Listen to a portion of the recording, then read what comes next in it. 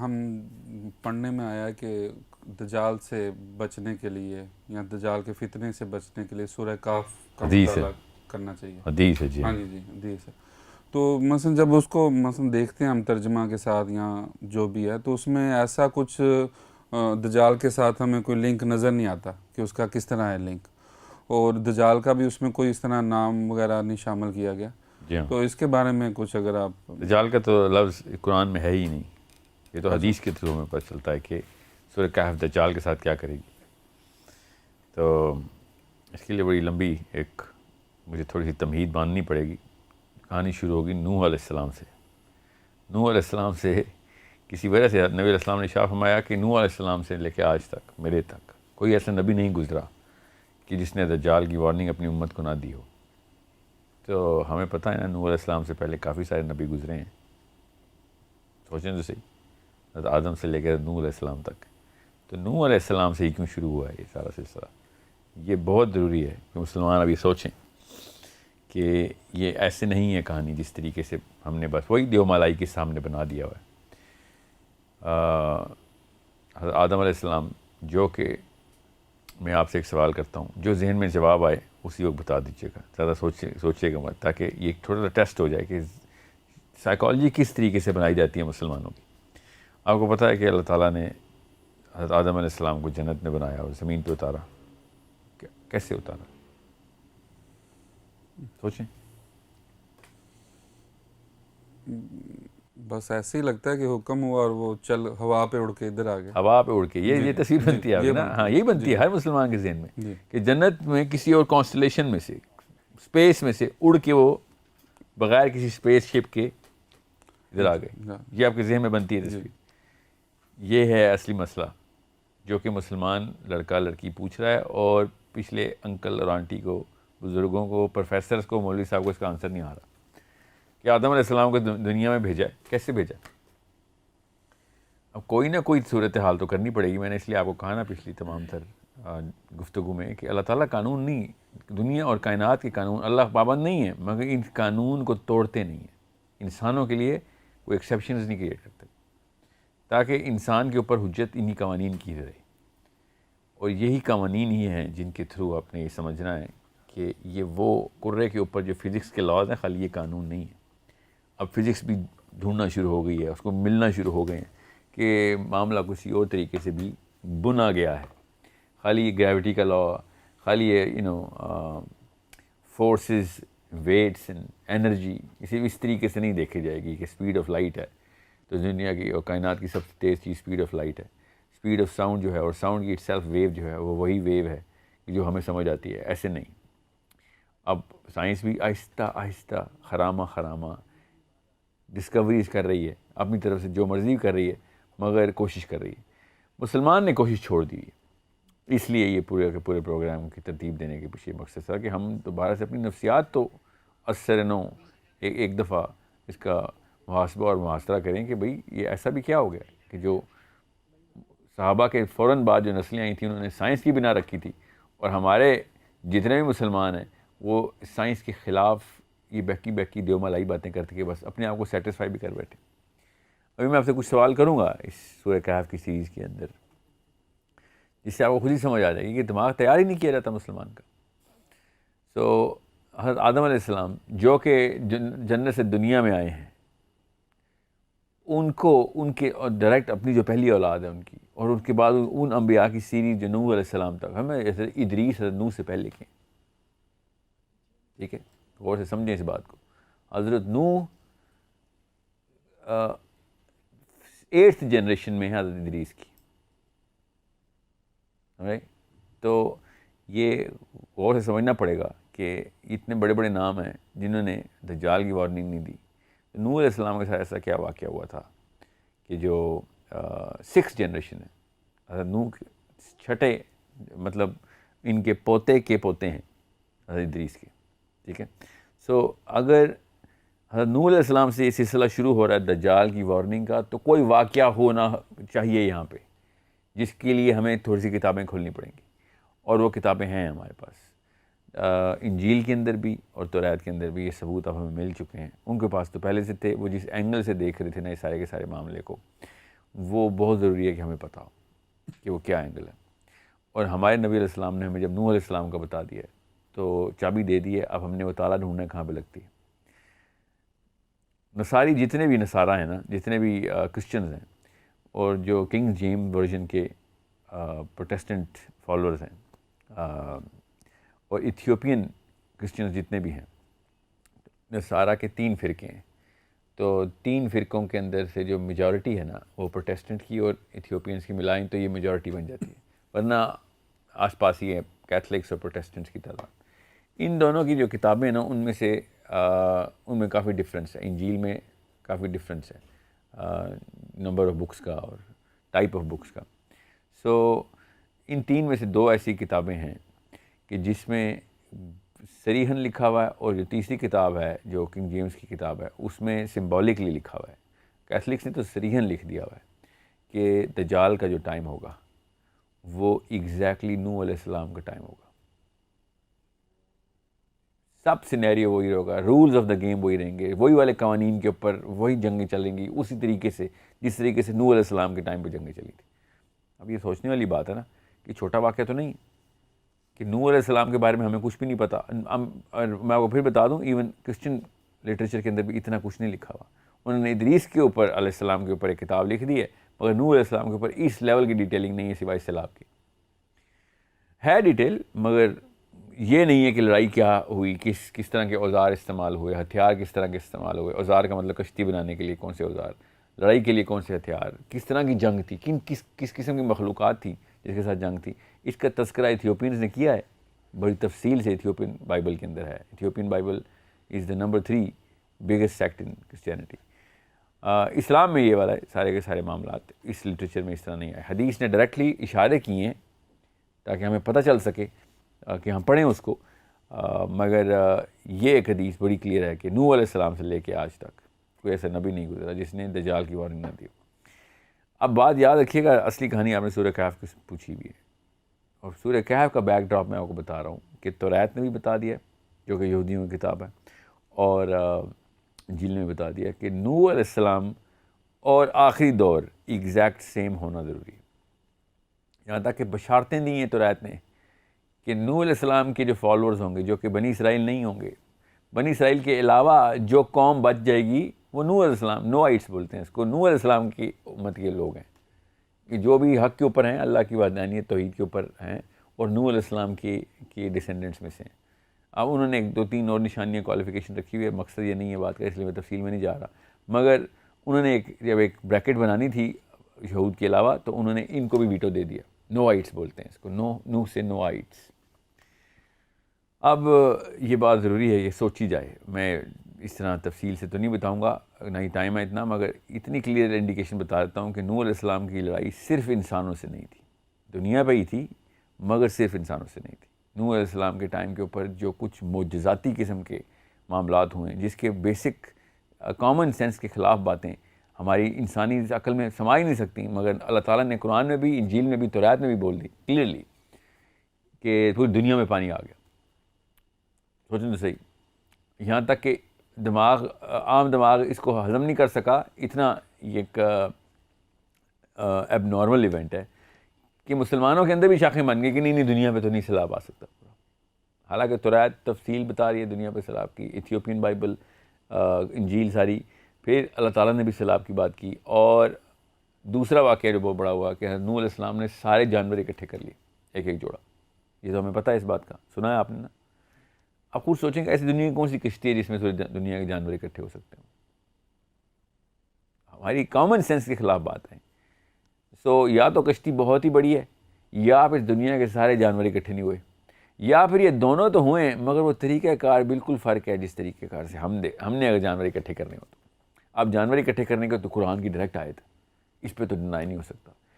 اس کے اوپر لیکن اس کی توجیحات یہ نکالی جاتی ہیں اور تعویلات یہ کی جاتی ہیں کہ جو دماغ نہیں سما سکتا اس پورے علم کو یا اس پوری نالج کو یا اس انفارمیشن کو بھی, وہ کیا کہتا ہے کہ نہیں سارے جانور نہیں ہیں. تو نوح علیہ السلام نے جو بھی جانور تھے اس علاقے کے وہ اکٹھے کر کے جتنے بھی 8-10 جوڑے تھے وہ کشتی میں ڈال دی. اور کتنے جانور ڈال سکتے ہیں, کیونکہ عام دماغ کے بس کی بات نہیں ہے.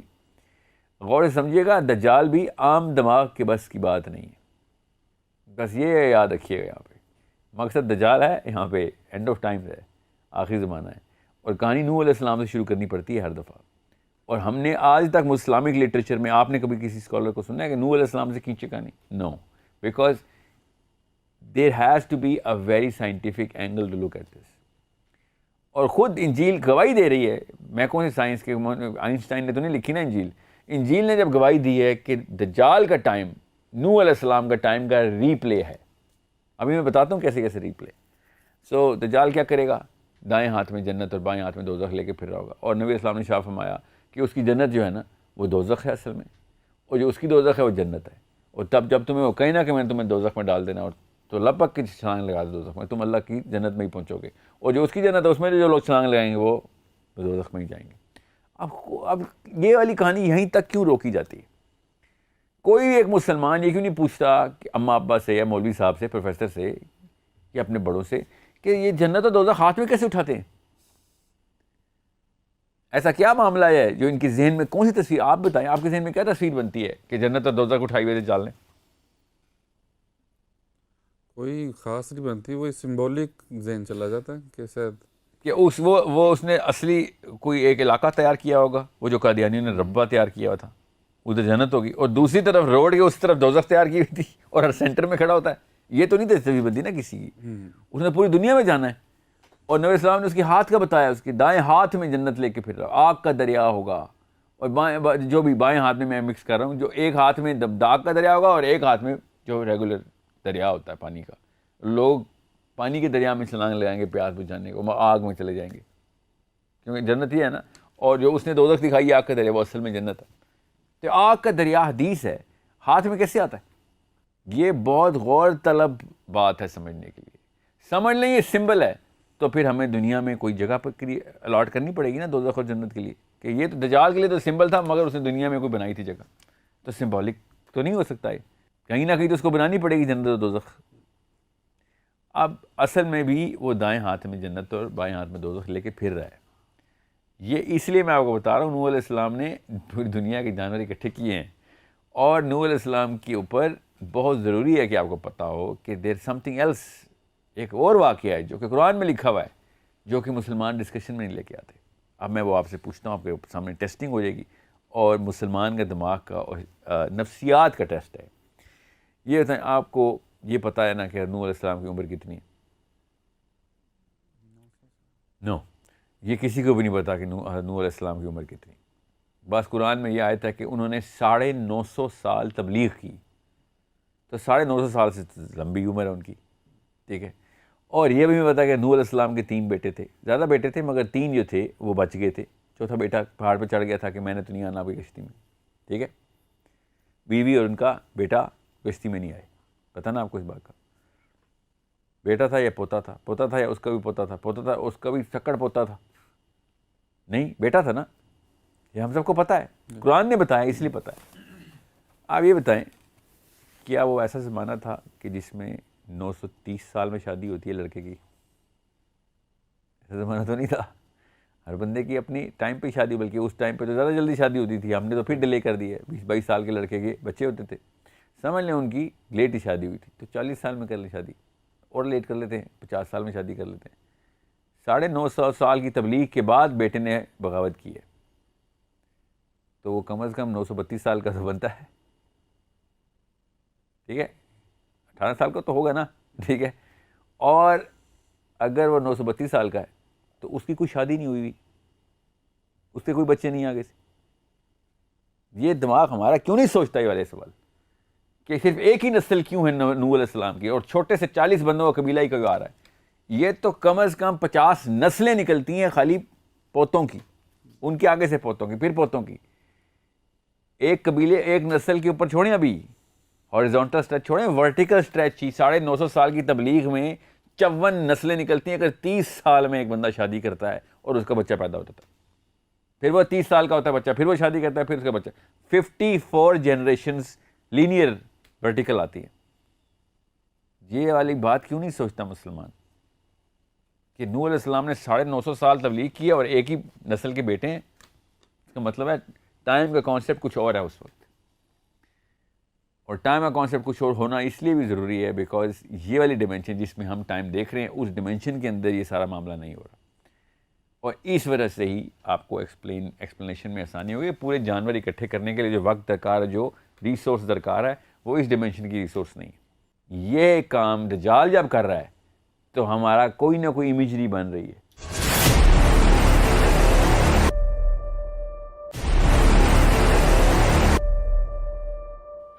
ٹھیک ہے، اس لیے میں آپ کو بتا رہا ہوں کہ نوح علیہ السلام، آپ کڑی جوڑنی پڑے گی کہ ساحل صاحب نوح علیہ السلام کے اوپر اتنی بحث کیوں؟ کیونکہ نوح علیہ السلام کے ٹائم پہ کوئی ایسی ڈیمینشن کھلی ہے یا پھر کوئی واقعہ ایسا ہوا ہے جس کے تھرو دجال جیسی کسی چیز نے انٹری کر لی ہے پلانٹ میں. سمجھ رہے ہیں؟ اس لیے یا پھر نوح علیہ السلام نے دیکھ لیا کہ یہ پاسبلٹی ہے اس مخلوق کی آ جانے کی، اس لیے انہوں نے وارننگ دینی شروع کر دی ہے اپنی امتوں کو. سمجھ رہے ہیں؟ جیسے ہمیں پتہ ہے کہ نبی علیہ السلام نے شاہ فرمایا کہ میں نے اسرافیل معراج کے اوپر میں نے اسرافیل کو دیکھا کہ ہونٹ لگے ہوئے چپک گئے ہیں اس انسٹرومنٹ کے ساتھ، جو ہورن ہے جس میں ابھی سور پھونکا جائے گا، وہ ٹرمپٹ جو ہے. تو ابھی جب نبی علیہ السلام نے دیکھ لیے تو آ کے ہمیں وارننگ دی نا کہ ابھی واقعہ بہت بڑا ہونے والا ہے. سمجھ رہے ہیں؟ سور پھونکا جائے گا. بالکل اس طریقے سے نوح علیہ السلام سے لے کے نبی علیہ السلام تک یہ دجال کی وارننگ جو ہے نا، یہ ہر نبی دے جا رہے ہیں.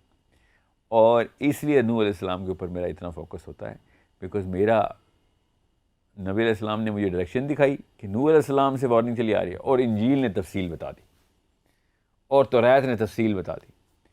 اس لیے کئی جگہوں کے اوپر میں نوح علیہ السلام کا ریفرنس دوں گا آپ کو. اب رہی بات سورہ کہف کی.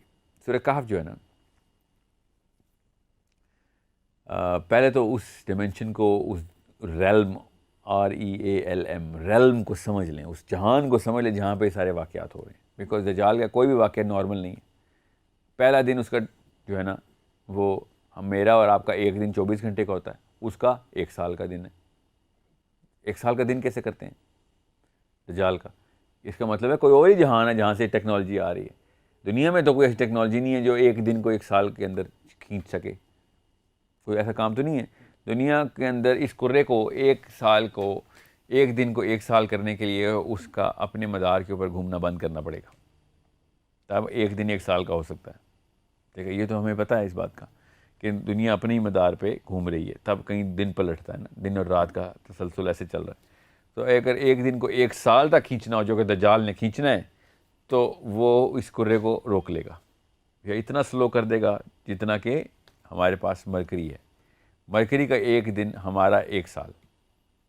وہ اتنا سلو گھومتا ہے اپنے مدار پہ کہ سورج کے سب سے قریب ہے وہ سیارہ، اور آدھا فروزن ہے، برف ہے اس پہ. کیوں؟ کیونکہ وہ آدھا حصہ نظر سورج کی طرف آتا ہی نہیں. اور جب آدھا حصہ سورج کی طرف آتا نہیں ہے تو جو دوسرا حصہ سورج کی طرف رہتا ہے وہ پگھلا رہتا ہے ہر وقت. تو آدھا وہ مولٹن ہے اور آدھا فروزن ہے. سمجھ رہے ہیں؟ کیونکہ وہ اتنے عرصے سے شروع سے ایسے ہی معاملہ چلتا آ رہا ہے. ہمارے لیے خالی 1 دفعہ یہ واقعہ ہونا ہے. کرۂ ارض کو 1 دفعہ کے لیے روکنے کی کوشش کرے گا. یہ وہ جیسے بھی روکے گا وہ ایک سپیڈ سلو کر دے گا پلانٹ کی، جس سے وہ 1 دن 1 سال کا ہو جائے. تو صحابہ نے اس لیے پوچھا تھا کہ یا رسول اللہ پھر نماز کیسے پڑھیں گے؟ کیوں؟ کیونکہ صحابہ کو تو پتہ تھا اس بات کا کہ 1 دن میں 5 نمازیں ہوتی ہیں، اگر 1 سال میں تو 5 نمازیں نہیں ہوتی. ٹھیک ہے، تو پروفیسر صلی اللہ علیہ وسلم نے بھی یہی کہا کہ سورج نہیں نظر آئے گا تمہیں، تم نے اندازے سے کرنا ہے. کیونکہ سورج کیسے نظر آئے گا؟ 1 سال کے اندر آپ ایک طرف رات ہو چکی ہے تو 1 سال اب رات ہی رہے گی نا، ایٹ لیسٹ 6 مہینے تو رات رہے گی. تو آپ کو کیسے پتہ چلے گا فجر کا ٹائم ہے یا ظہر کا؟ ظہر تو سورج کے سر پہ آنے پہ ہوتی ہے. ٹھیک ہے، عصر سورج کے غروب ہونے سے پہلے ہوتی ہے، اور مغرب سورج کے غروب ہونے کے فوراً بعد. تو سورج تو ہے ہی نہیں، تو کیسے؟ تو وقت گھنٹے کا اندازہ کریں آپ، کتنے گھنٹے میں ہو جانی چاہیے تھی آج کے دن، اور بس کریں. سو یہ ایک ضروری بات ہے کہ جو آپ سب کو سمجھنے کے لیے کام آئے گی. اب رہی بات سورہ کہف. ساتھ ساتھ میں دجال کی کڑی جوڑتا رہوں گا، آپ کو سمجھ آ جائے گی. یہودیوں کو نا توریت سے پتہ تھا کہ کہانی شروع ہو چکی ہوئی ہے. یہاں تک کہ اتنا پتہ تھا کہ یہ والے پیشن گوئیاں یہودی آپس میں بھی اور لوگوں کو بھی بتاتے پھرتے تھے. اتنا کلیئر انڈیکیشن تھی ان کے پاس کہ جروسلم سے مدینے کی ایلیمنٹری سیٹلمنٹ نبی علیہ السلام سے 100 سال پہلے ہو چکی ہوئی تھی. 100 سال پہلے ایلیمنٹری سیٹلمنٹ کا مطلب ہے الگ الگ علاقوں میں یہودی بسیرا شروع کر دیا ہوا تھا, اور باقاعدہ بتاتے پھرتے تھے کہ ابھی نبی نے آنا ہے, ادھر ایک علاقے میں نبی نے آنا ہے. اور 2 الگ الگ ایک ہی طرح کے علاقے ہیں مگر مدینہ کی طرح کی کوئی جیوگرافیکل سملیرٹی ہے, مگر زیادہ تر یہودیوں کو پتا تھا کہ مدینہ میں ہی آنا نبی نے.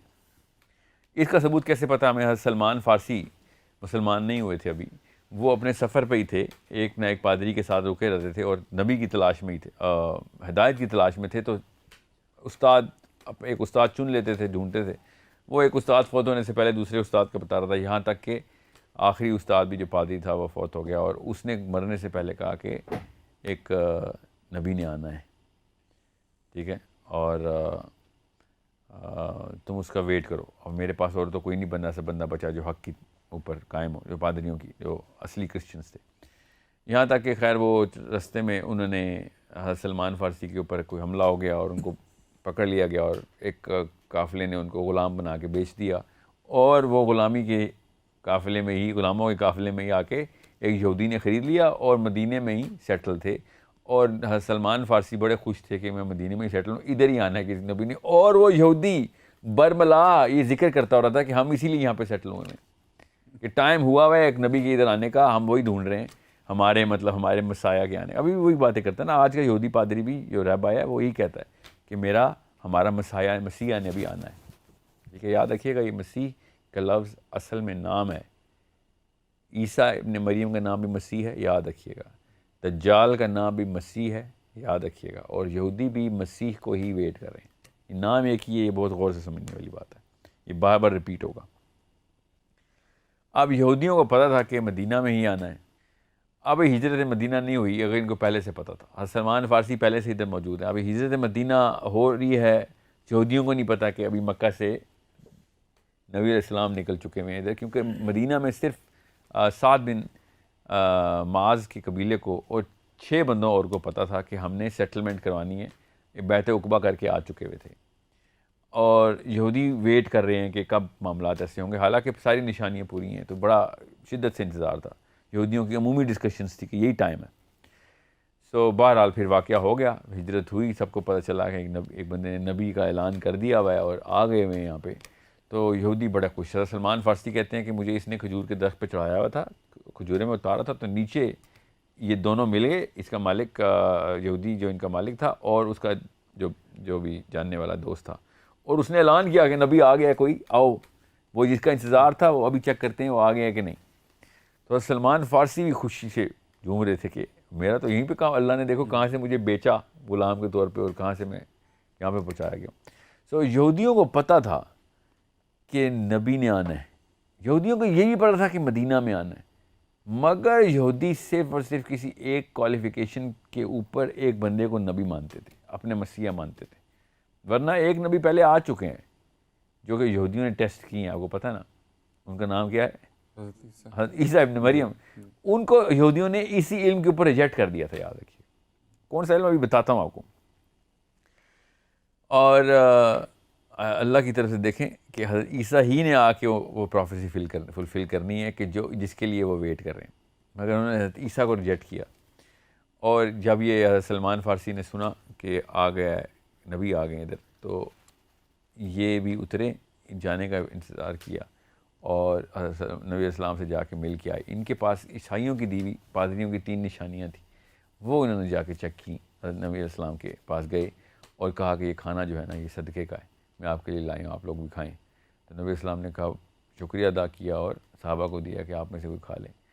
تو حضرت سلمان فارسی دیکھتے رہے کہ نبی علیہ السلام نے نہیں کھایا. سو اس طرح ایک مہر کی نشانی تھی, مہر نبوت کی, جو کہ حضرت سلمان فارسی نے خود, جو نبی علیہ السلام کے جسم مبارک پہ مہر ہے, وہ خود دیکھنے کے لیے ایک خاص ترکیب بھی لڑائی اور دیکھ لیا.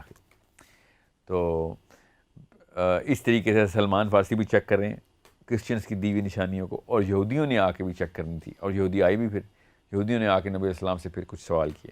اب یہاں پہ آ کے آپ کو نوح علیہ السلام کی کہانی, توریت, مسیح دجال، حضرت عیسیٰ، یہ سب کنیکٹ کرنی پڑیں گی.